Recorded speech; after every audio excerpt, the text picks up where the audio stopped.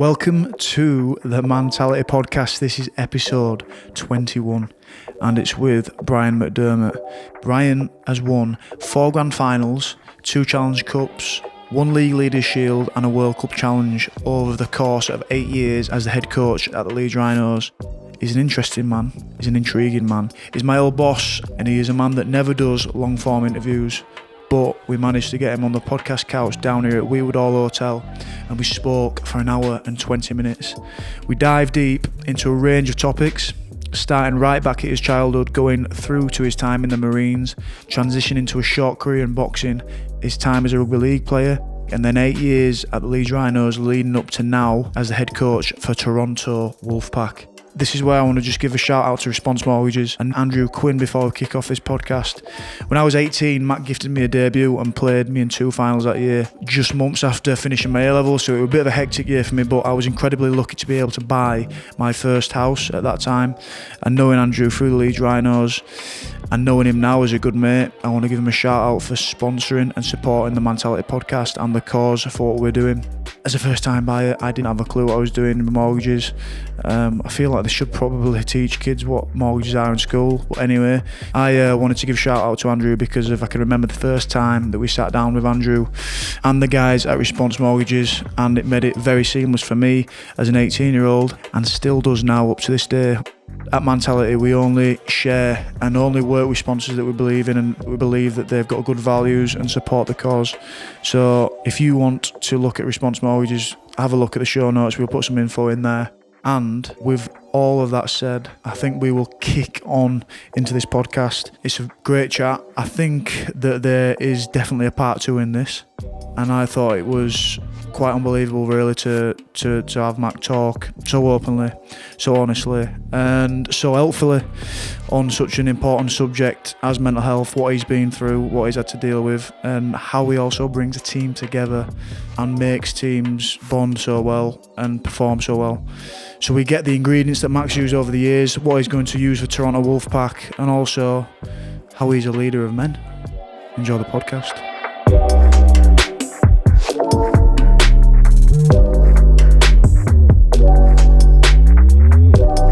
Mac, how are you going, mate? How's life? Good.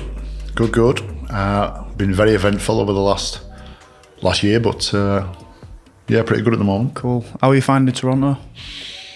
The team and the club, very good. Haven't been there yet. We don't go over till back end of April. So we play a big chunk of games over here. We're based in Manchester and we play, I think, 12 games over here. 3 of those are meant to be home games. Right. But it's too cold in Toronto through the winter. So we played those games on the road. I think we played one up at Newcastle. One's going to be at London Scholars Ground. And then, you know, after those block of 12 games, then we go over for a couple of stints over in Toronto, play some genuine home games, come back over here for a couple, do that 2 or 3 times through the year. So I'm looking forward to going to the city of Toronto. But the team and players good. It's been an interesting time. I was 8 years with the Rhinos, so got to know the players really well, got to know the staff really well, got to know the club really well, and had great relationships with all those people. So when it changes, you got to start all that again, which can be a bit daunting, but it's good as well. It's you start to get to know another group of people. You start to build those relationships again, and you can't rush any of those relationships. You can't rush the trust that the players and coaches have got to have. You can't force it. You can't demand respect. You've got to go through experiences with each other. So yeah, pretty good. You know, if you ask me how is it going, yeah, pretty good. We've gone okay. Not playing brilliantly, but we've won a lot of games so far in the year. Lost a game.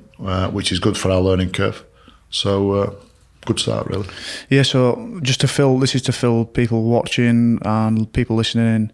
During 8 seasons at Leeds, you won 4 grand finals, 2 Challenge Cups, a League Leaders Shield and a World Cup Challenge. Those 8 seasons is quite unique to me because that's the duration of my career, really. It seems like a long time, 8 seasons now looking back, but generally before this year, you're the only coach I had, so it's quite a unique situation to be sat down talking to you. And you spoke about relationships there, building relationships, and I think that was one of the big things that we had at Leeds. Everyone knew each other. We had such a great team from when you took over, I guess. What are the dynamics, or how do you look to bring a team together so that's staying on point with Toronto? What things do you specifically look at, or what things do you look to kind of control or bed in at a new club when you go into a team like Toronto, which is on the rise?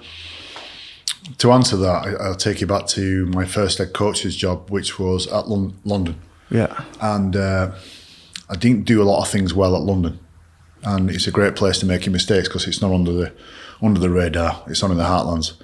And got a lot of stuff wrong. Head coaching is incredibly easy to get wrong. Yeah. It's really hard to get right and so easy to get wrong. But I will say this, and when I was at London, I had a good vision. I realised this early, that you've got to have a vision about what you want it to look like. And that phrase has stayed with me forever, that when I told the London boys about how I want them to defend, how I want them to attack, you can open up the book there and you can carry on speaking for 3 days without taking a breath, and you've probably just got through the first chapter. But throughout all this, you yourself as a coach, you've got to know what it looks like. You've got to know what the vision is. How does it look when they're playing really well?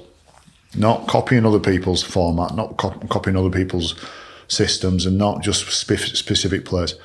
What does a really good performance look like? And I think I got that really well with London. No fairy tale ending to my time at London. We never won any silverware, but I got to say that we won a lot of games that on paper we probably should never have won, and surprised a few people.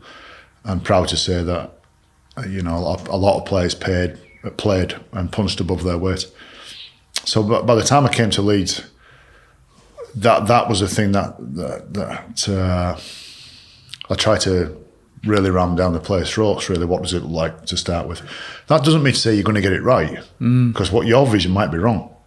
In my first couple of years at Leeds, we were inconsistent as anything, and interestingly, won both grand finals in my first couple of years. But I think from the start of the year to the end of the year, the level of improvement from the start to the end was incredible in both seasons. So, in answer to your question, you've got to have a vision first about what you want it to look like, and then make everybody else fit into that vision. Yeah. Does it have to come from them as well? Does it have to come from players? I'm going to sound like I'm contradicting myself. It isn't contradiction. You've got to base your vision on what the players can and can't do. Yeah. It's really obvious when you've got a big set of mules across the board. Well, you're probably not going to play expansive stuff, and you're not going to play really fast-paced stuff. You're going to play a lot of power stuff. So a really simplistic way of explaining, work out what your team was capable of. And I've got to say, when I went to Leeds, I didn't start that process. That process had started from Tony Smith in 2004, and he put a system or almost a philosophy of playing in place. That when I came back as head coach after being an assistant to Tony, it was already there. It was still there. But you've got to put your own stamp on it. And certainly through the tough times, you've got to own it. You can't just copy somebody else's system, because when it gets tough, when you start losing games, what do you do then? You've got to own the thing. So the bit with Toronto at the moment, and the exciting bit, is giving them a vision of what it looks like without sprinting first. We're still walking, we're not even jogging yet as a group, metaphorically, and getting them to buy into what it is it looks like. So that includes and means some players altering their game. It means some players maybe playing in a different position. It certainly involves defending differently. If every coach has his own way of defending, it certainly involves what you do in attack and where you get people to stand. But they're only the icing on the cake in terms of performance. So we're still at that stage. I've only been with them for 7 games, so it's really early stages. But again, I'm enjoying putting those things in place and getting them to believe in what it is I believe is going to be a successful team. Yeah. I just want to, if we can, mate, take people back, because I want to dig into what life was like when you were a youngster growing up. I want to talk about. Do we have to? We can do. Go. You fancy it? Yeah. And also, I feel like I don't have a choice, Stevie, in this. Well, when you say, do you fancy it? I feel like I don't have a choice. I'm in the room, aren't I? I've got you there, mate. I've got you there. Yeah. And how that progressed, mate, to joining the Marines or taking on the boxing that you did, and then I want because Mantality. I speak to people, I make connection with people because I think like there's messages that people can get to positively live their life, and we speak to a range of different people, and I think that you will have a lot of messages and a lot of things that you can tell people and change their perspectives really. So if you can speak about growing up, if you can speak about how you ended up in the Marines, what happened to the Marines. And that's, Well, I'll give you a brief outline, and I'll let you pick the bones out of it and ask some questions on it. Go on then, yeah. Rather than me speaking for 15 minutes without a breath. You can do that as well if you want. But yeah, it's worth mentioning. You've been asking me to do this for a while now. Yeah. And I've always been a bit hesitant of doing it because I know if I'm going to do it for your show, you can't just come on and just say, at the end of the day when the ball's in the back of the net, 5 drives and a kick, and thank you very much. That's not what it's about, is it? No. It's not a Sky interview, is it? It's not the BBC Rugby League interview. No. It's a bit more. It's a bit more than that, and that's what I'm here for. So I've always felt, look, once I'm sat in the chair, you can't go back. Can't go back. It's been a bit of build up on it. We looked to do it last summer. Well, you was asking me before I got departed. Yeah. So we kind of went to do it around that time, and for those reasons, it didn't end up happening. So I realised when I was an assistant coach, there was a moment for me as an assistant coach under Tony Smith. I was driving home from Huddersfield. That was my first role after I packed in plane, and it was a turbulent time. And Tony did a brilliant job with me in changing my, not so much how I thought, but just how I acted and most things. And he said one day that how old were you? 33. 33. I was 33. He said, I don't think you're going to be a coach, Mac. He says, you're just too narrow-minded. You're just not willing to listen to anybody else's opinion. He said, I can't see where the coaching. He says, I listen to you speak about how you catch, how you tackle, how you want to run and play. He said, no, that's okay. He said, but the coaching is much more than that. I'm giving you the really diplomatic version. He said a lot more than that, and and we had a very colourful conversation. I remember driving home, and I remember thinking it was a moment in my life, really. I remember thinking, he's right. I got no comeback there. No, he's right, and but somebody else's fault. It was just one of those moments. I thought, he's right, and I had to change, and I did change. I changed. You don't ever change who you are. I don't believe that to be true. You can change how you act, but that demon's still in you. And I realised then that my childhood is in direct contradiction to what makes a coach. So I was born into a Catholic family, and I will say the majority of my brothers and sisters are very good, but there's a few in there of my family, and certainly my mum and dad conducted themselves. It just absolutely was a do as I say upbringing, and not allowed to ask a question. If anything sounded or seemed not right, you just had to get on and do it. Nothing was ever explained to you. Nothing was ever informed, and if you didn't react quick enough, and if you didn't do something quick enough, it was normally dealt with violence, whether that be physical or just the way that people spoke to you. The way my mum and dad would speak to us at times, and I've got to say, it wasn't all the time. They were brilliant mums and dad. I'm the youngest of 10 kids, so it won't have been easy. But I don't use that. I don't think that justifies any of what I'm talking about. And if you didn't move quick enough or do what you was told to do within a fraction of a second, it was dealt with either a blow or something verbal, and which was nasty. And we got brought up like that. And the brothers don't have much loyalty to each other. The sisters are good. I've got 2 girls, they're great. and they suffered a hell of a lot, having 8 brothers. And by the time I'd left home, I joined the Royal Marines and applied to join at 16. By the time I left home, I was this ball of aggression and anger and questions and no answers. And guess what? I went and joined the most violent bunch of men that's ever going to walk planet Earth. Weirdly, it's almost the most disciplined, fittest, professional outfit you're ever going to be as well. And that's probably what saved me. That's probably what kept me sane, if you like, or kept me. So, but by the time I'd left the Royal Marines at the age of 22, I did 5 years. We did a tour of Northern Ireland, which was very interesting, in South Armagh, and then went to the first Gulf War in Iraq.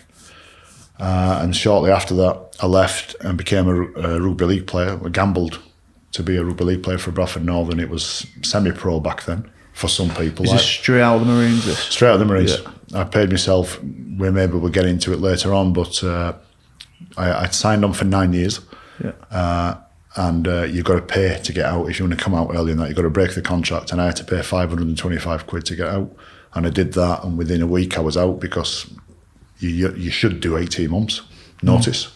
But they said, look, you can go, mate, because you're always in this shit, and it's just the depth that changes with you, so you can go. And I ended up being a player with Bradford Northern for no money really, but I signed a professional contract.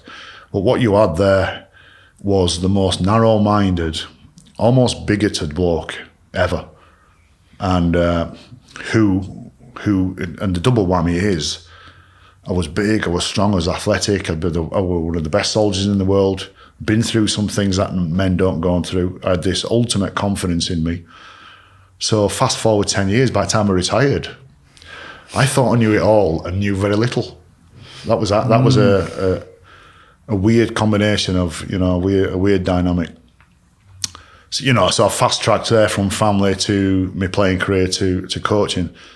But the point is, coaching, I feel, and I don't know how pompous this sounds, but I feel that's what I'm here for. I feel like I've got I don't know if it's actual coaching a group of men about how to catch a ball. I don't think that's me. But getting a group of men to do something that they don't particularly want to do and convincing them that it's in their best interest to do it. I know it's going to hurt, and I know you might get injured, and I know you might be out of breath, and I know some of you are going to, come off bleeding with broken bones or whatever. But I think over the years I've developed an ability to get a group of men stood in front of you and still nod and say, okay, coach, we'll go do that. Yeah. How's that? We've talked about toughness before, and that's kind of what the podcast a year ago has kind of come to now, I think, transformed into the topic to now. How does that perspective, what you spoke about there, standing in front of a group of men, giving the message about toughness and going out and do that, how has that changed from when you were back in the Marines, when you were going and delivering message in a different way? How do you feel that's changed? The message gets delivered differently. You start talking about philosophies of teaching and coaching, it changes. When I joined the Marines, the discipline part of it and what they tell you to be tough is not reacting. And that's exactly the same as what I tell you blokes. Yeah. I don't care how hurt you are, I don't care how much pain you're in, you've got a role, you've got a place to be, and just do it unconditionally. Just do it. And that is the ultimate form of toughness. If I could describe what I think tough is being on the ropes, being punched, and not just putting up with it. That's weird. That's sadist, isn't it? Yeah. It's being on the ropes, being punched, and knowing full well that it might make contact with the top of your head or the side of your jaw, but they're not the knockout blows. You're avoiding him touching the bottom of your jaw or knocking you square in your face, because they're the knockout blows. And all the while holding your nerve mentally so you can hit back, smartly hit back. As a player, you're going through a process and you're going end to end, their yardage set, our yardage set, their yardage set, our yardage set. Now, just doing that with a ball of aggression and not noticing what's going on isn't tough. There's still some strategy there to it. Well, they're doing it and setting up some plays and sending some blokes into the teeth of them. And even the blokes who were doing it, being, the soldiers who you're sending in there saying, get a couple of carries there to set the play up, they're aware of where it's at, what's happening. So the next time they go in there, they've got more information. They're gleaning information all the time. I think that's really hard to do. Yeah. I think that's incredibly hard to do, to be in adversity and still keep your wits about you. Now, anybody, just to be clear, anybody can be in adversity. Anybody can be in a foxhole and the bullets can be flying and the punches can be flying and the tackles can be ferocious. And if you close up and close your mind off and just hope that you don't get injured, that's not tough. I don't think it's anything bad either, by the way. I don't think it's cowardice either. Like, it's just you're taking care of yourself and fair do. There's no drama with that. But the really tough ones who can hold the nerve, the really tough ones who can get a dig in the ribs, a bust lip, a broken nose, who knows, 1 or 2 broken fingers, 1 or 2 broken limbs, and carry on. And not just carry on under sufferance, carry on with information in their head and execute the following couple of plays. I couldn't describe toughness any better than that. Do you think that's why you can almost link it back to what you were talking about before with the you come up with vision, the team needs to know the vision? Do you think that's a bit of the strategy really? You need that clear in your head, don't you, to kind of have the why to carry on with it? So I'll take it right back to weapons training in the Royal Marines. They do it and do it and you do it and you do it and you do it and you take your weapon apart, you put it back together. You run up hills and through tunnels and you get thrown about and all the while, when required, you've got to get your weapon out, put your magazine in, cock your weapon, shoot, and do whatever. And that there's a monotonous practice, unbelievable practice. It goes to the 10,000 hours theory that most people are aware of now. You just do it and do it and do it. So when you're required to do it for real, it's second nature. It's absolutely second nature. So first off, to my team, what's the vision? You understand the vision, they all understand the vision and the nod. Now we've got to go out and got to condition your bodies to be able to do this on a good day, on a bad day, when it's icy, when it's sunny, when it's hot, when we've got 2 blokes in bin, when you can still do this. Yeah. What lessons did you learn from boxing when you went into boxing? Did that translate to rugby as well, just as well Marines, or? That I wasn't very good. That was the first lesson. You had to learn to be good as well. I've got to learn to be good. You've got to learn not to be punched. It's crazy boxing because it clearly attracts a certain type of guy, doesn't it? Boxing. Yeah. The game is about fighting. Yeah. And trying to punch somebody else in the face. So that was all right for you? Yeah. So it usually doesn't attract your academics. Yeah. But I've got to say this. You look at most very good boxers, certainly all world-class boxers. They're all articulate. They're all smart. They're all clever. They all can. It takes a bit. It takes a bit to stand there, as I've already said. The analogy I've already used about standing there and receiving punches and all the while gleaning information. Now that's just not toughness. It's just not the ability to hold your nerve. There's a fair amount of brain power in there as well. Yeah. It's a type of intelligence, that, isn't it? And I think you'd probably think Mayweather's an intelligent boxer, wouldn't you? Everything, he's got the full package, and he probably plays the game well. But what do you think is intelligent toughness? What would you? I think you've already stated there, to have that strategy, to have that vision in the back of your mind. But so when I left the Marines, I joined Bradford Northern, signed a contract for £3,000 over 2 years, right? Yeah. And went through a period where I just weren't making any money. I was working for my dad being a plasterer, but I was playing in a competition that was turning full time. Most people were turning full time. Peter Fox left. Brian Smith came, the Australian coach, and the sport went full time. And Brian Smith said to me, "I'll keep this really brief here." He said to me, "Don't have a contract for you. The budget's gone. We don't think you're that good of a player. You got to leave." And I refused to leave. Conversation went on for 20 minutes, and I was trying to prove to him that I was. And he said, "Well, look, even if you did prove to me that you're worth it, I got no more money. The budget's gone." I said, "I'll play for nothing." He said, "You can't do that. The requirements, the physical requirements you needed, is that you're going to have to be at training every day." And I says, leave it to me. If you allow me to, I'll come training. So all the way through the 95 winter season, I played for no money, played for free, to try and earn myself a contract. I can't describe to you how many times I questioned, what am I doing? What on earth? I'd have to get, so I was working. When I got home from training, you don't train for 8 hours a day with Bradford Bulls, at the start. You don't do that now. So I worked with my brothers part-time plastering and mixing and doing whatever. And I can't describe to you how many times I would have to get up real early to do a weight session, then travel to Bradford and do some skills with them. The afternoon weight session I can, because I'd then go do some work and get back in at God knows whatever hours, to try and eat as much as I think I must have ate more than any man possible back then. I've always been a lean player, but the amount of work and calories I was burning back then, it was unbelievable. So from the hours of about 5 to about 9 o'clock at night, I would constantly eat, fall asleep, and then go do it all again. And did it for a full year. This intelligent toughness, I was playing in one version is, it can be described in many ways, but I had a vision of what it looked like. I had a vision of what I wanted to achieve, an ultimate belief I could achieve it. It wasn't naive belief either. I just knew that when I was running on a field and my lungs were twice the size because they're about to burst, for some reason I could carry on.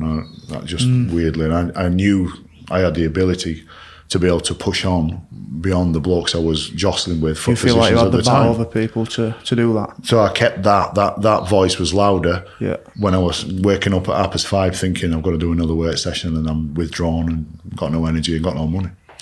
I was also playing against a competition which I didn't think was, I've got to be careful here. I thought Rugby League back then, and this is the generation I'm talking about is late 80s, 90s, early 90s. I think they had the wrong idea of what toughness was. And so many occasions you'd watch TV, and certainly I watch it on a field, where some bloke had come from 3 or 4 defensive positions away, fly in with his elbow raised and break the jaw of a bloke who's carrying the ball who can't see that bloke coming. Yeah. And it created controversy. It was great TV if that's what you like, and created headlines. And those guys, and bear in mind, I'm new to Rugby League. I'm new to the sport. I'm new to professionalism, and I'm watching that, and I'm thinking, what a coward! How does that work out? And it was surprised and shocked me. And then people were thinking and saying he's one of the tough guys in the game. And I thought, no, I don't see it. I couldn't physically compete with those fellas. I think I was about 94 kilos or 95 kilos when I first started playing. Right. You were lanky then? And I was long. And I was, too long. And I was playing in a position where you've got to be 110 kilos and thick. And I couldn't compete with them physically just then. That doesn't mean to say I wasn't tough though. And the intelligent toughness, in answer to your question, is knowing what your version looks like. Not what the crowd pleasing toughness is. Big arms and breaking people's jaw behind nightclub doors on a field coming from 4 defensive positions out. And some of that we saw in our game just recently, Stevie, 4 or 5 years ago. Flank feet's not in anymore, where 2 blokes would hold a bloke up, where one bloke went and come and chopped his knees and tried to snap his knees. They're not versions of toughness. You might think it's technically smart, or you might give it any other name, but please don't call that toughness. That's not my version. Yeah. So you've got a much bigger perspective than me. I'm 25. You've seen all this, and you've said there's a moment where Tony Smith chatted to you and spoke to you, and it's kind of, I don't know if it's opened your mind, or you've seen more into what you can do and offer. I want to be able to tap into your mindset or your perspective from since you've grown up, how you see the new generation of players coming through, because you chatted about different type of toughnesses, different types of people. What do you think's different to now? Obviously, Mantality, I've spoken about mental health and spoke about a period when I suffered back in 2014, and for me, this is a conscious way to open it up, to talk more about it. What do you see How do you connect with players, young players coming up? This is a really difficult one to nail down. I don't think anybody's going to be able to nail this down for the next 10 years about mental health. So often I hear people say, if you're going to talk about depression, people are going to get depressed. Yeah. Yeah. If somebody's got issues and they're just pissed off with work a little bit and they're tired and they haven't eaten properly, so they're dehydrated or ill-nourished, and you feel awful, don't you? Yeah. It's human nature, isn't it? And then people say, that must be depression. Yeah. So there's the extreme version of how it can go wrong. But the other end of the spectrum, Stevie, is a group of Catholic boys growing up where the priest is abusing them, and they're in an environment where you cannot ask questions and you can't say a thing. I've already alluded to my upbringing. I thought my upbringing was horrendous, really, psychologically horrendous. Yeah. Some of my other brothers and my sisters had it worse than me, but the culture and environment of do as you say, don't step out of the line. The old adage, children should be seen and not heard. Don't mind it. I understand what that's about. But if a kid's got a question, somebody's got a genuine question about something pretty serious. You've got the culture and the society that we've got has got to allow kids, and it does now allow kids to ask those questions. What you've got is probably a group of kids maybe asking too many questions. I don't know if that's at all possible. I don't know, but maybe we're pandering too much to this wave of questions that's being asked. Right. But that's only naturally going to happen if you're going to say, I don't mind all that, by the way. I don't mind that. If a player comes, so get it back to my industry now. Players ask far more questions now than they ever have done. Young players will come and ask you. Cam Smith, right? When we're signing Cam Smith on, right? Shocked the hell out of me. I don't think his mum wanted him to sign with us, but Cam decided to sign. And his mum was only looking out for the best interest of Cam, for sure. But so I've delivered a spiel about what I'd like the team to look like and give them both a bit of vision about how I want them to play, some of the sexy stuff that they might have turned them on. And another kid called Morgan Smith, who didn't sign with us, went on and done really well at Warrington. He decided not to sign. But Cam said, so what have you got planned then?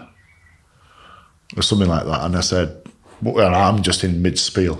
He went, what have you got planned? He said, what's it going to look like for the next couple of years? And it was a cracking question. But I tell you, it unnerved me a little bit. And I thought, what are you doing asking me questions? Just you sign the contract, young man. But that's what you got. I think you can only go back 15 years ago. A 16-year-old kid would never have said that. Certainly 25, 30, 40 years ago, you were lucky enough just to be in the same room. I remember signing a contract with Peter Fox. I told you $3,000 over 2 years, and I said, and I tried to be a negotiator and said, can it be $3,000 a year over 2 years? Yeah. He went, no, it can't. Sign the contract or get out, in more colourful terms than that. And that's just how it was. But you do you think you were ultimately focused on what your job in hand was then? In your task in hand, you had that mission really, didn't you? I backed myself, and I think kids still back themselves now. I'm not one that says, I think a lot of people are getting this wrong. When people say kids are softer now, I absolutely disagree. I so much disagree. But I've just put my mobile phone down there. They're weird things, them, aren't they? The mobile phones. Yeah. They're absolutely weird things. No one's done it before, have they? It's a completely new thing. It's a completely new thing. Nobody knows what to do with them. Nobody knows what the protocol is. I just listened to something about Facebook on Radio 4 the other morning about Facebook, how people are noticing that a lot of it is aggressive and negative on Facebook. Yeah. And everybody said, isn't it great that the world's connected? And it is to a degree. But so kids never had to deal with that when I was growing up. How long ago? 10 years ago? I don't know. But so iPhones are just very recent. But I learned something about coaching where build an environment and the players will replicate your environment. I know that to be true. Players will replicate your environment. If your environment's soft, players are soft. If your environment's tough, players will get tough. If your environment's a tough place to be in, those who don't like it will leave, because there are some soft people, for sure, in life. And those who are up for the challenge and are tough And like a tough environment, we'll stay. And because there were no mobile phones, and my dad tells me a story about how he used to ride around on a horse and trap with his dad. He never had a car. And that would have been a harder environment than the blokes who were born 10 years later than that. And they had an harder environment. And every decade, the environment gets softer, doesn't it? Our society and our environment, again, is going through a process of trying to work out what... Should we listen to the kids? Should we allow students to have forums? Should we allow students to shout people down on campuses? Nobody's got it worked out. But you've got to argue that the environment that the kids are growing up in is softer. The kids aren't softer, though. No. I can tell you from experience, you bring the kids that come through the gates at Kirkstall and some of the young men I've got now at Toronto, the guys at London, wow, they were tough. They were tough, and they were as young as. I remember a big kid called Dave Williams. He betters my story. So my story of hardship about having to earn a full-time contract, he wanted to earn a full-time contract, but he lived in North London, and he would have a 2.5-hour commute on traffic, okay, to get to training for 6:30, 7 o'clock with Harlequins Rugby League, it was called then. But he had to get up so early on a morning to work a shift in the gym, okay, to then finish fast as, to catch a bus, trains, planes and automobiles to get to training, doing that 5 days a week. And I remember hearing about his story. I remember talking to him, and it was a hugely humbling experience. This is 2008. So we're only talking recent. Not long. That's tough, that. Yeah. That's tough, that. And some of them London boys, you know, they go through some the travel that they have to encounter. My broad point is, I don't think people are soft. I think the environment's soft. Yeah. Do you think those experiences, though, you've had that anecdote there, and have you, as you've grown up, gone through the Marines and stuff, do you think those experiences, they help you? Do you think they help you? Do you think they make you a tougher person? Do you think that the more you can place on top of each other makes you a tougher person? I think if you're intelligent, yeah. Yeah. Honestly, I think if you're intelligent, I know some lads who have left the Marines, who have lost, you know, they've lost the discipline. The bellies are out, you know. They're you know, they'll wax lyrical about the time when they're in the Marines, and there'll be something still in them. I reckon if you put a green beret on the head, they would go run 30 miles and probably complete it. Yeah. But I think if you're intelligent, you realise what are the good bits of the environment that you was in. The fact that I was in the Royal Marines doesn't mean I'm any tougher than anybody else. It just means at the time I was able to endure tough times more than the other guys who I joined up with. You end up, I don't know, enduring the toughness, which ultimately makes it tough, I suppose. Yeah. Do you think there's something in that, though? What's the ability to endure it? Well, look, I can talk to my players and say, you're not in that much pain. You've heard me say that. Yeah. You're not in that much pain. Stop wincing like that. Nobody's dying. Somebody shot you. Why are you rolling about on the floor like that? Yeah. And when we do some conditioning, and certainly when you get injured, you're not in that much pain. I know that from experience. Yeah. Whether you call that tough or not, I don't know. I think it's an ability, an intellectual ability, just to say, calm down. I know your leg might be facing the wrong way, but you're not dead. Just yet, are you? And I think if you can just, again, to qualify what toughness is, when everything's buzzing around you and things are flying and shit might be hitting the fan, if you can stay focused, that's intelligence. Yeah. That's intelligence, and I can give that to players, I think, because of my experience as a Marine. If that gives me an edge, I'll go with that. Is there any experiences as a Marine that you can draw on, that you can talk about, or you can... Yeah, I would. Probably ones that you won't be expecting, though. That's good. There's two things that stand out for me, which means, when I said earlier that I felt like, when I'm coaching now, that's what I feel like I'm here for. Yeah. You know? Yeah. I think if you're lucky enough in life to find what you're good at, and you're able to do the job for a living, well, that's lucky, that. Isn't that? Yeah, that's lucky. Isn't that? There's a few people not doing what they want to do or good at. I, for now, until I get departed again, I am. Get departed. But I knew there was something different about me, odd about me. I'm not going to say better at all, just odd. And I'll describe it this way. When you go to Norway, We used to spend 3 months in Norway, and it's at least minus 10, drops down to minus 30 and 40s while you're there. And you practice for 3 months, you go out in the field 5 days a week, spend the weekend getting ready again, and do it another 5 days a week. And you sleep in snow holes, sleep in tents, you sleep in nothing. And you just get used to warfare in the Arctic. And there's all versions of rules, of do's and don'ts that you've got to get used to. And then you've got to learn to ski with weight on your back, which is hilarious. Watching blokes who can't ski, and by the time they finish, they still can't ski, but they can walk with planks on. But before you get to Norway, you've got to be unbelievably fit and durable and conditioned. So from the months of October, November, December, they put you on mountain training. And basically they'll take you anywhere where it's mountainous in the UK, usually Scotland, and just 5 days a week, put a large pack on your back, send you up a mountain, and you come back down again. And for the first couple of days, you think, this is great, this. You're going for a walk with your mates. In nature. It's fantastic. And then 4 days in, you've got a blister. 5 days in, you're dying on your feet. Yeah. You do it week 1, week 2, week 3. And by the end of this period of 2 or 3 months, of all versions of warfare in the mountains, you're hard, you're tough, you got some steel in you because you've just been pushed so hard. There's a moment where we're walking across the Highlands of Scotland on the Cairngorms, and I don't know if you know much about the Cairngorms, or Scotland itself. The amount of deer that's up there is unbelievable. Have you ever seen a deer jump? No. They surprise you how high they can jump. So across open expanses in the Cairngorms, they have these deer fences, which higher than the ceiling. They're at least 12 foot tall.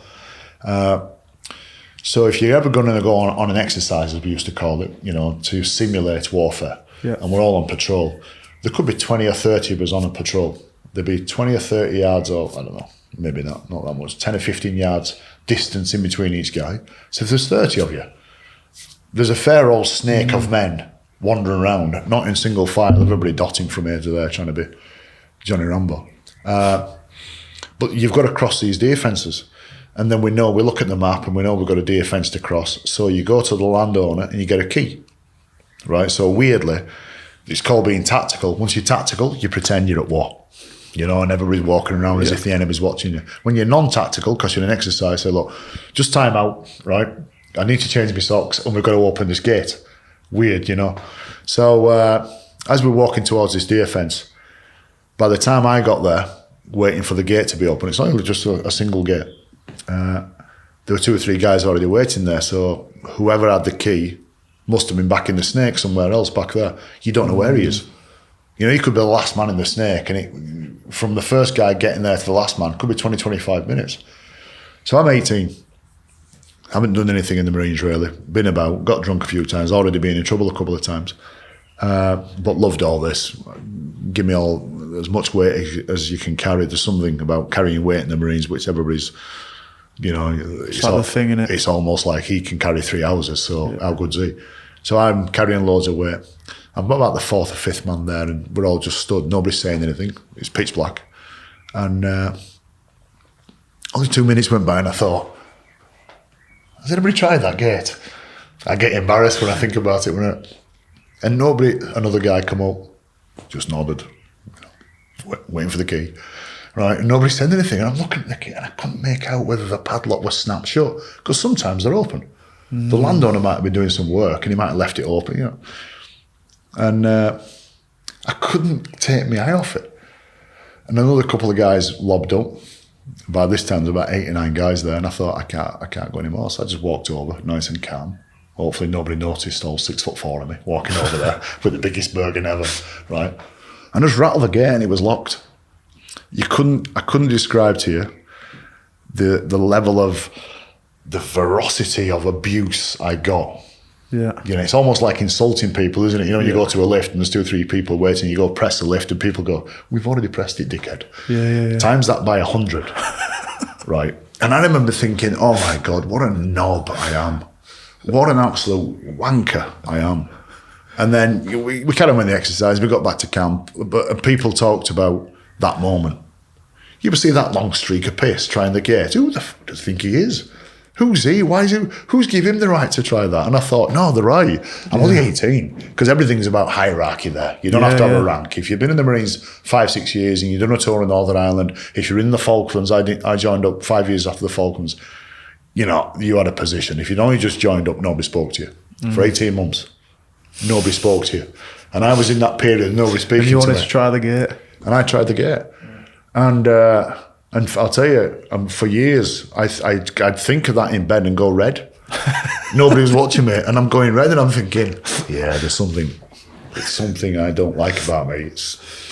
If there's a question to be asked, I've just seen to be the dickhead that puts his hand up. And then when I started coaching, right, and I'm coaching new blokes, and you get drills wrong, and you get something wrong on a field, and you don't ask questions, and you don't put your hand up, and you're all stood at the gate on the off chance it could be open. I thought, no. I'm actually proud, because sometimes when you go try the gate, it's open. And it's the best thing you've ever done. But you might have to go through... Would you have been a hero if the gate were open? No, I don't know what it would have been. I probably would have still been insulted, but I know it would have been the right thing to do. So I knew I was... I'll just quickly tell you another story, which is it's on the same vein, and was in Iraq, and all the offence, if you like, had finished. We were waiting for a couple of weeks before we could go home, and we said, right, that's over now. Just take care of yourselves. You're going to go home. You have to remain alert though. And on a night time, you've got a big radio that you've got a man, and we had about 18 guys inside these church grounds. That was our fort, if you like. We'd go on patrol just to say hello to everybody through the day. All the offensive had finished. But on the night time, you've got to listen to the radio, because there was the Peshmerga, who were rebels. Right. They weren't particularly on our side, but they weren't particularly against us. They kept having this bad habit of trying to kill us, trying to shoot us. So you had to keep on the radio just to make sure that nobody else is getting attacked, and you're aware of what's going on. You also the secret police, the Iraqi secret police, who just, as you imagine, they're very secret, and they'll do anything to you. So if there's ever any movement in the area with any other lads, 10 clicks away, we can hear about on the radio. So I'm doing my guard on radio, 2-hour shift, 2 well 4, whatever it was. But you put this headset on, and and sometimes the electricity in it breaks, or the wire in it breaks, so there was interference. And every 2 or 3 seconds there's a in my ear. And it's irritating, but more than that, I couldn't hear anything. So I took that out, unplugged it, and put the handset in. It's like a telephone handset. I don't know where this officer came from, who I had problems with during the tour. I was a dickhead. I won't blame him. But I was having problems with him. And he just seemed to just jump out of nowhere. He said, McDermott, put the headset back on. I said, sir, boss, we call him boss. Boss, it's broke. I just thought that would be the end of the conversation. It's broke, mate. It don't work. He says, put the headset on. I said, no, boss, honestly, you're not getting this. The headset's broke. He said, I don't care. And it was almost like he was doing it because it's me, and I'd made his life a nightmare while we were on tour. And he says, put it on. I can't put it on. What's the point of me putting it on when I can't hear the messages that are being sent over there? I can hear. This is not me trying to get away with anything, boss. There's nobody around. It's not about a vanity thing or anything like that. He said, I don't care. Put the headphones on. And it was a moment. And I understand how big this is. And I still regret. But put me in the same situation. I went, no, I can't. Because if the Peshmerga are going to take over, the Iraqi forces weren't completely gone, by the way. There were still dribs and drabs of them sneaking from bush to bush. But if any of them was kicking off again, we need to know about it. I'm the man that goes into the room, stand to, lads, get your boots on, we're on. We have to go help, another call sign down the road, or they're coming to get us. I'm the man who says that. And if I can't hear that message on the phone, what on earth? Why am I being told to put it on for? And I just said, no, I can't. So you got the troop sergeant out of bed, and a couple of other corporals came out of bed, and they were all right with me, but they were saying, Mac, this is big. What you're doing now is big. And I says, I know, but what I think I'm doing is bigger than disobeying a direct order. finish the story off really quickly. The officer, there was an investigation while I was out there. I didn't put it on, didn't put the headphones on. He went to bed. Everybody went to bed. I got called a wanker off a couple of blokes because you can't just disobey a direct order. No. I get that. But I don't know. I don't know what the answer is. Because I do know especially there, if somebody says I need you at marker, you've got to be at marker. I understand that level of importance of why you've got to obey orders. But surely common sense prevails. It's your joker that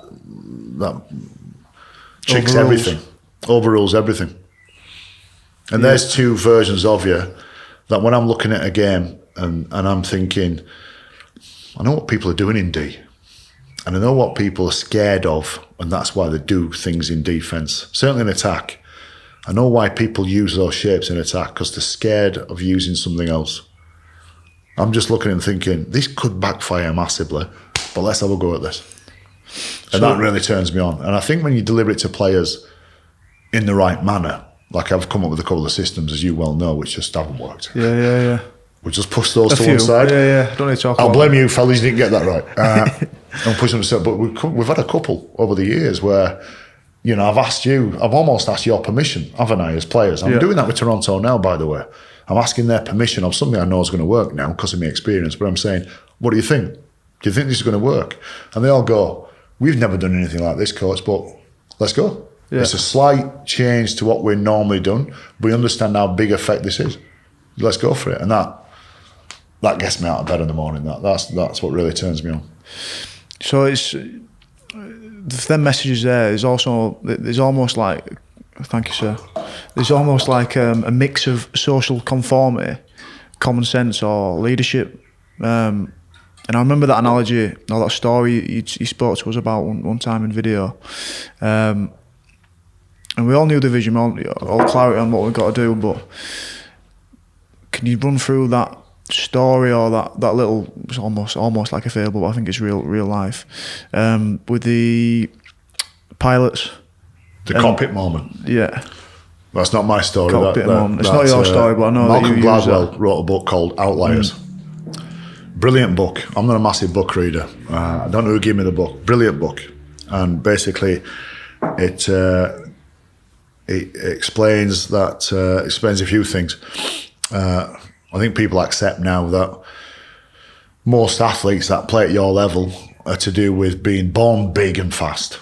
Okay, You've got an early birthday as well. So biologically, not only are you genetically better than most, that you start to grow hairs in places quicker than those that got born in July. It massively affects it. Yeah. But what he also argued is that hard work and 10,000 hours, which is accepted, but where you're from, who you grow up with the environment that you're with, there's no surprise that Scotland is not renowned for its cuisine because it's -10 all year, where Italy and France are because it's warmer climates, that type of thing. So he just explained that chapter and verse. But I reuse this with you. I called it the cockpit moment, didn't I? Don't have cockpit moments where Korean Airlines were encountering more airline disasters than most other airlines, and there was an investigation into it. And once they exhausted all other avenues, they looked at the culture of the Korean culture, which was very hierarchical, I think. Yeah. And basically, a subordinate cannot question fellas in charge of him. You can't really challenge them.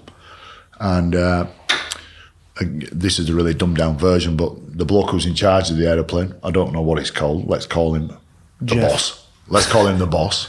His second in charge, he's saying to him, listen, the instruments have broke here.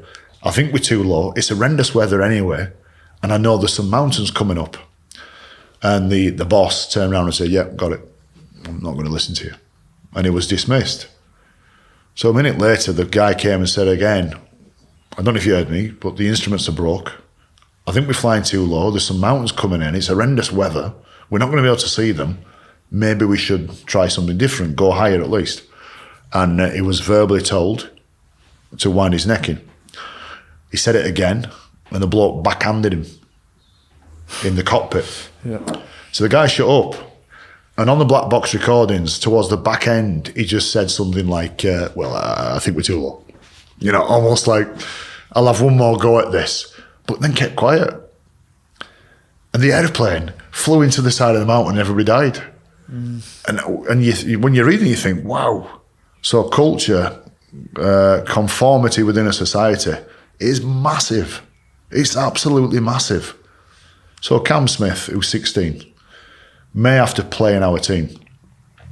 18. May have to come in as an 18-year-old kid who's don't have many stripes on his arm, don't have many runs on the board, but has got to conduct himself and ask questions and be inquisitive and got to know his onions as much as somebody who's played 500 games.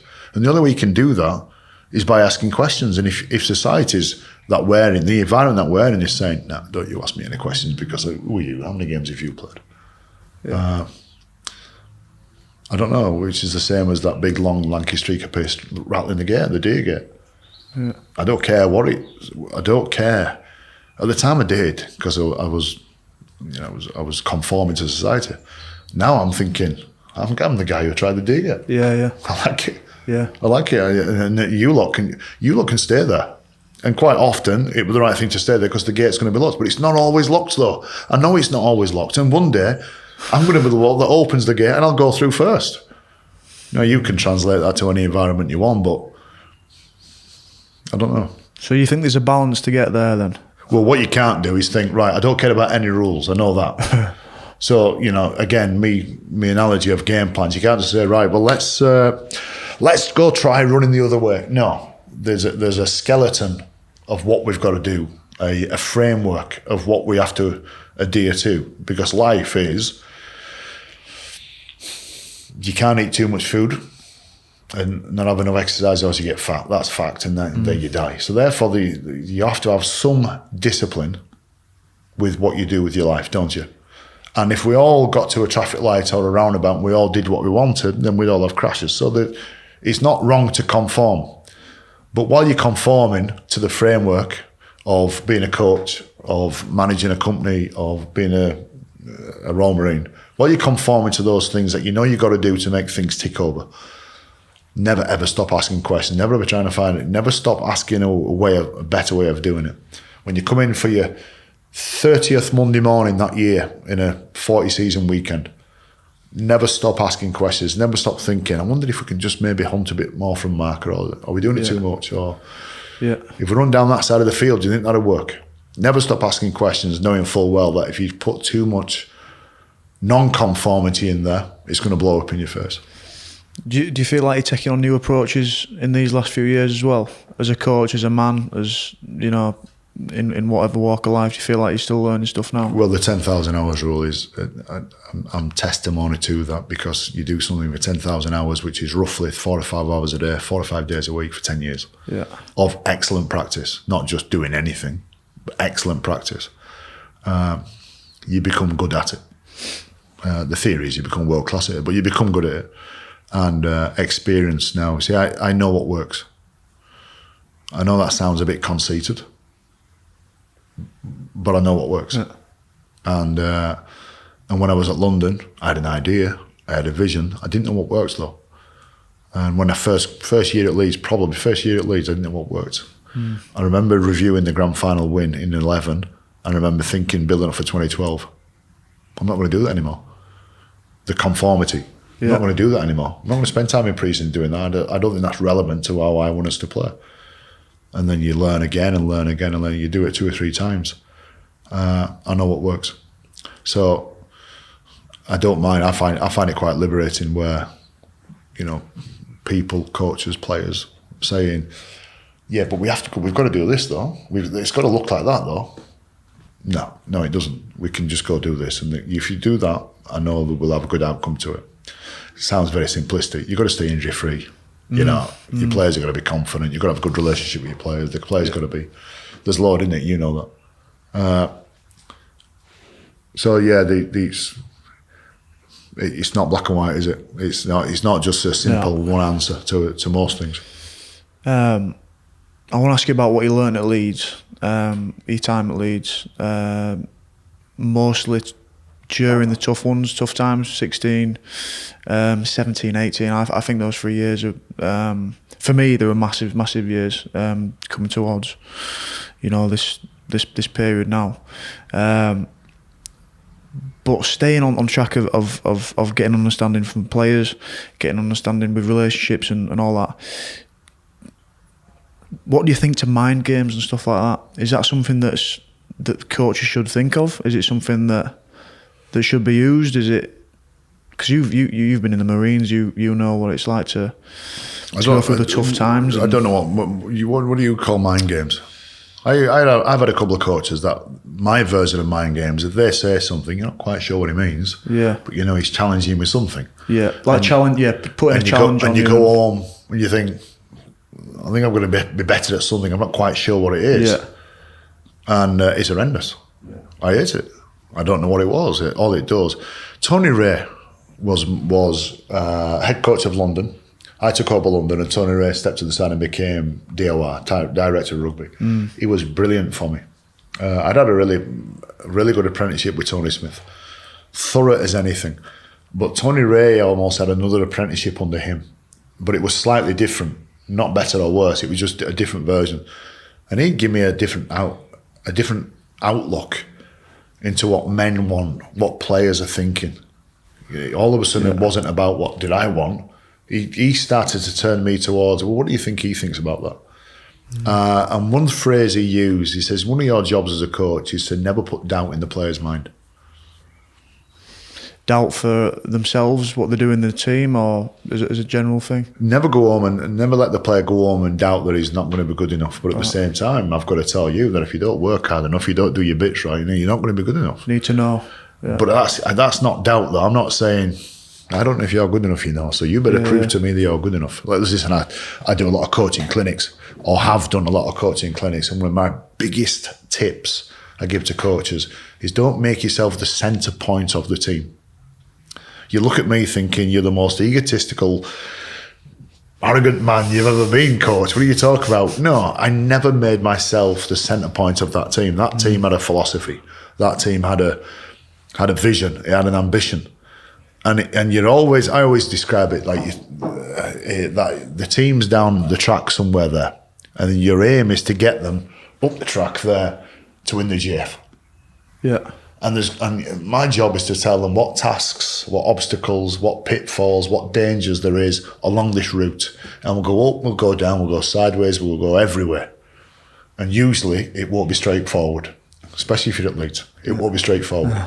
But if you all buy into this vision, if you all buy into the way of thinking, the way of operating, if you buy into the environment, we can get there. If I ever step on that track and say, you've got to come through me and prove to me, you lost it. Yeah. I challenge any player that ever said that I've said to them, you've disappointed me. I've never said you've disappointed me. I always used to say, and still say, you're letting the group down. We've got a vision here, we have a job in here, and you're not helping. You're pulling away from it. Would you? So just on the mind games bit, is personal. Yeah. Isn't it? It's a personal relationship, not an healthy one. It's a personal relationship that you're having with a player that's beyond the coaching relationship. It's not putting it out there for the group, is it? It's not. You're not the obstacle to get over.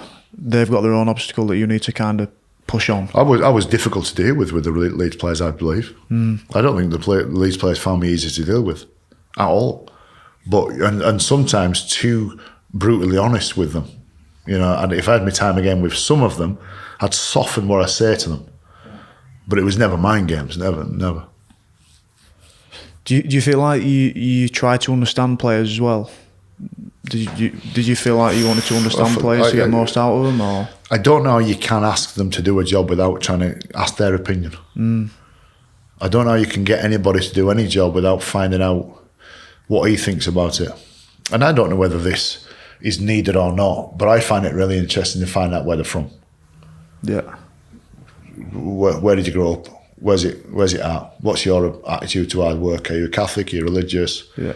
But I've got to find out where the players come from, what their attitude is to life. You might be a bit off the wall, that I don't know, but I like to do that. So when I'm saying, look, this is the line you need to run, or that's the position you need to be in, or this is the player that you want, and this is your role within the play. Yeah, it's way easier to deliver if I know who you are. So I would talk to you very differently than I talk to Andrew Dixon, who's at Toronto. Two different players, two different dynamics, two different backgrounds. Yeah. What do you think you learned? What did you have to transcend in 2016 to get to the point in 2017 when we won it at the end? Jesus, wow. Is that another interview, that? No, I don't know if you can do this interview without talking about 2016. Yeah, it's we'd come off the back of the treble. We won the treble in 2015. It's hard to talk about 2015 without talking about 2014. We come up with a game philosophy of just hammering field position all the way through 2014, and it was brilliant. I think 3/4 of the way through the year, we'd only conceded 8 points a game. We'd never conceded a try on the fringes, or rarely conceded a try on the fringes. There were only little errors through the middle or kick tries. But then we weren't skillful enough, and the bottom end fell out of us towards the back end. We'd won the Challenge Cup final, first time in years. And the bottom end fell out of us in the end of 2014, and we were really, really tired. As a reaction to that, the environment changed. I got you all to do more skill than you ever have done. I got you in to do double days, which, in terms of negotiating, I reckon I could go out to the Middle East and sort it all out now. Because if I can get Jimmy Peacock, you, Kev, Rob, Maguire, Jones Buchanan, Bailey, I'll carry on, right? Delaney. If I can get you, Ryan Hall, if I can get you men to do double days, to come back and do another skill session in the afternoon when you've got this, what you got at the time is a blueprint that was winning trophies. Before I got there, Leeds Rhinos won 3 grand finals on the bounce. You know, they'd already been a successful team and had this blueprint. And I'm saying that, look, I've got a different blueprint. I think it can work. And to negotiate you all to do that and get you all to agree was a big achievement. But we ended up winning the grand final. And just through a combination of events, occurrences, injuries, Kirkstall getting flooded, no pre-season. Single biggest thing, no pre-season. I know for a coach, if you haven't done your work in pre-season, you're buggered. You just play catch up all year. Well, we didn't have any pre-season that year. It was crazy, that. And it was probably the most emotionally demanding experience I've ever had as a coach. Because it wasn't that my team were playing poor and it was tough and everybody was talking about getting sacked and everybody was worried about getting the jobs. It was, I didn't know what the answers were. Yeah. Well, that's not true. I did. I just couldn't. Better way of putting it, I couldn't put the answer to it in place. The answer to it was, the physios will tell you, if you haven't got the running in your legs and your legs aren't conditioned to run, to then drop you into a session to run, you're going to get injured. Times that by 25 men. And that's what happened. So I'm thinking, the answer to this is we have a month off, right? Genuinely have a month off. I'll put running into them with no games at the weekend, which means nobody gets injured anymore. We'll lose 4 games, but I'll go play the 19s. And so I'll bring you, Brett Ferris, Delaney's, everybody back with no injuries, and we'll be away from mid-eights and possibly in Super 8s. But you can't do that. I couldn't just say to 10 of you, don't play for a month. And I was thinking, wow. So they have to play. We have to try and win, but they cannot run. Every week, 15, 16 men stood at the sideline watching us train because we couldn't run. And that was a scary thing. That was really hard. Yeah. And the way we wanted to play was needed running, didn't it? That's what it was. That's what it was based on, running, wasn't it? I think most coaches would say that, but certainly our version needed a run. If you looked how Mooney used to play, get stand by and get ready for anything when he used to play. We had to be mobile, didn't we? So to bottom out in 2016, we actually finished the season really strong. We finished with a bit of a, although we went into the mid-eights, that was hard. But we finished in good form and got ready for 2017. And nothing profound happened in 2017. We didn't sign any players. We signed Matt Parcell no overall recruitment, no overall staff, and got back to what we tried to do in 2015. I have a few proud moments, and usually, as you well know this, that some of your good moments is not about silverware. Some of your good moments in life where you think, that was good, that I'm really proud of what I did there. It might be with your kids, might be your wife, might be with your partner, might be anybody. But I don't mind saying that. To get the group not only to play and defend better in 2017 to a degree where we win the grand final, to get everybody to believe that it's possible. That was the biggest task. The amount of times I'd walk in that meeting room on a Monday morning and say, right, fellas, this is where it's at. And I'd give you the where it's at. I reckon 15 times that year. Every 3 games, this is where it's at. Because we weren't completely out of the woods of 2016, were we? No. Throughout the 2017 there were dips, season. There were some dips. Yeah. So that, I think for everybody, that would have been a huge moment for everybody to, no matter what industry you go into, about a number of things, 10,000 hours, and believing in yourself, and whatever made you good, get back to that type of thing. It's a really interesting period. Do you think there's like you said quite a few times off the mic and stuff like that, you feel like it's the thing that you're doing, you feel like it's the thing that's right for you, and for me that's the big thing I've zoned in on is the values. For me, if I stay on course of my values as a person, whichever direction it takes, I feel pretty good. I feel pretty in sync. But I also know that it's better, it's good, or it's more powerful, I think, to have a purpose that's bigger than yourself. Do you relate to that? Do you feel like it's the teams you created and the stuff you've been through? Do you think that's you could talk about the fans and stuff like that for the Rhinos, but is there a specific kind of thing that you can zone in on that and feel like it's bigger than yourself? Of course, of course. 2016 was bigger than me, for sure. Yeah. Everything came second. Everything. Everything came second best. Because I didn't want to be the coach that took the Rhinos down. Yeah. And it hurt. It wasn't even about a strap line like I didn't want to take the Rhinos down. It just hurt. It hurt us being that poor. I think if you're involved in something which is bigger than yourself, I've got to talk about a relationship as well. If you're involved in something where you think, well, what you believed is the right way of being, and all of a sudden you realise it isn't. I think you've got to go through that. All right, let me put it like this.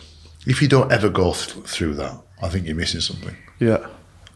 If you go through life thinking that you're special, and just simply who you are, doesn't need any stimulant, doesn't need any change from anybody else, it's a bit scary, that's a bit sad, though. There's got to be some sort of conflict. Absolutely got to be.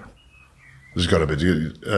Some moments in your life, I've had a few of these moments, but some in your life, somebody's got to come and jolt you back from wherever your head was, usually your own arse, and just say, look, mate, it's not about you, it's bigger this. I think if you can be involved in something that you're adding to, and it comes good, and we added to it, you're interviewing me, so I'm talking about me a lot tonight, but that's not normally how it is. Yeah. When I was with you guys, it was us, wasn't it? It was we all did this together. They're special moments. I think any one of the grand final or Challenge Cup wins were special moments. Of course they are. They've all got their own story. We could do a podcast in every one of the grand finals coming through, especially 11. But that 17 one. I remember going up to Adam Cuthbertson, who met him for a coffee halfway through 2016. I hope you don't mind me saying this, but I'll keep it nice and brief. And Cuthbert was all over the place. He split up from a girlfriend. He was having a really hard time with that. Yeah. He was on his own, living in Chapel Allerton, lonely. I don't know if he was clinically depressed, but he was doing a good impression of it. And unfit, constantly getting injured, playing like a bag of potatoes. And I just met him, and I thought, I'm not going to put my arm around him. But he's not a bloke you go challenge either, Cuthbert. He's not. You can't just tell him what to do. He's too intelligent. He needs an answer, Cuthbert. He is absolutely I've got 55 questions, first coach, you know. Yeah. I thought, no, he's not going to get any questions. I just said, are you up for this? And he wouldn't answer me. He tried to answer in about 55 different ways. I says, no, Cuthbert, are you up for the fight? And he said something else. I said, I'm not interested in any of that. Shut up about your dog. Stop going on about your flat. Stop going on about your girlfriend. I know all that. Stop going on about the pre-season that you haven't had. I know all that. Are you up for it? And he couldn't answer. And I left him and said, he did answer. He did say yes, but it never convinced me. And I said, I don't know where that's at, Cuthbert, but I've got to let you know that's, you need to think about this. Yeah, so we addressed 2016. It panned out how it panned out. So that moment I went to him on the grand final field when we won. You know, you shaking everybody's hand and everyone's got their own little story, haven't they? You know, yours was your dislocated shoulder. And when I shook your hand, you have a little word about, how on earth have you just done that? It's just like a weird moment. 10 seconds in it, that's all it is. Yeah. With his, I just said, can you remember that coffee we had in 2016? And he welled up. I did. Yeah. And all the cameras was on us, and I thought, right, that'll do. Get back to being a bloke. Yeah. That's the moment that I'm in for. Yeah. That's the moment I coach for. That's the moment where when I'm with a group of blokes with Toronto now, and I'm barking orders at them, and I've got an intensity with them that they don't like, I think, like I had with you guys. But I'm doing it because I want that moment with them. I want to share those moments with them. And if I could give them the vision of it, you know, I'd get, you know, that's the task. If I can give them that vision of what it might feel like and look like, that motivates them to do it even more. There's got to be that sort of conflict, hasn't there? Whether you're talking about like relationship level, team level, personal level. Well, how do you improve? Jamie Jones Buchanan, one of the most philosophical men that's ever been born, comes up with a good one. You can only learn through losses. Yeah. Really learn. I think that's a bit of a general point, but I think what he's saying is when you lose, that's the ugliest of you. When you're with somebody, I sound like I'm a relationship guru here, but when you're with somebody and you see the ugly side of them and you still want to be with them, you know they're keepers, don't you? Yeah. When your coaching's horrible and you're just a waste of time for that week, yet the players come and say, Coach, what do you want us to do? That's humbling, that. That's humbling. Some of the stuff I got wrong.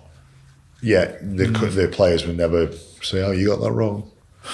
You know, it's humbling. It's you've got to get some, I think you've got to, the conflict, you talk about conflict for sure. There's got to be some conflict. But don't be one of those dickheads that go seek conflict all the time. Like it's some sort of mission to be the bloke who asks the awkward question.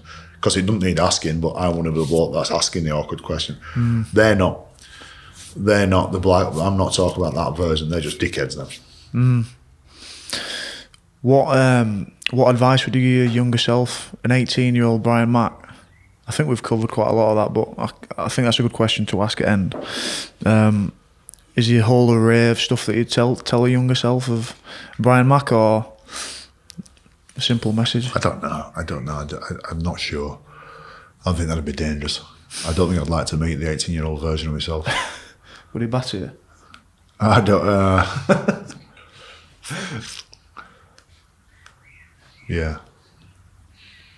I was such a different guy, such a different fella. I'm never an academic guy. I know coaches in today's world are usually academics, aren't they? They've all done a degree in something, and some of them have been at uni first. And certainly, I'm not trying to play an old school party, but I really struggle with computers. I struggle reading. Not that I can't read, but gaining information from written stuff, I can't do. I can read a paragraph and I've got to go back and read it again, and I still can't get it, you know. So the computers, I spend so much time pressing the wrong buttons that it should, you should get better. I've tried. I've been doing it for 16 years. I've tried. I can't.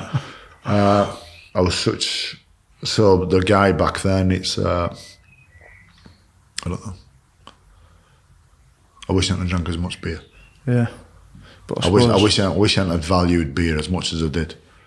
But for another podcast, I had demons and I had some stuff there that wasn't good. But I ended up doing some things that I wasn't. I'm still not proud of it now. But I don't know what else I would have done. I can't imagine. I probably would have said something to myself as an 18-year-old kid, but I know the 18-year-old kid I was wouldn't listen. He'd just go ahead and do it anyway. Sweet. Good that. I remember Roy Powell chasing me down a street in Tenerife because every time we used to go for a drink on the night time, the end of season trip. Who was Roy Powell? Big Roy Powell, played for Leeds. Yeah. Big front row, back row, a legend of a bloke. Absolute legend of a man. Sadly passed away a few years ago. And I joined Bradford Northern when Carl Fairbank, David Hobbs, Derek Fox, Brian Noble, Roy Powell, Johnny Amer. There's a few others. Darryl Shelford. A few names there. Crackerjack Dave Watson came as a fullback. Jerry Caudle, a Welsh winger. Wow. Some character, some real men, and I'm this young guy.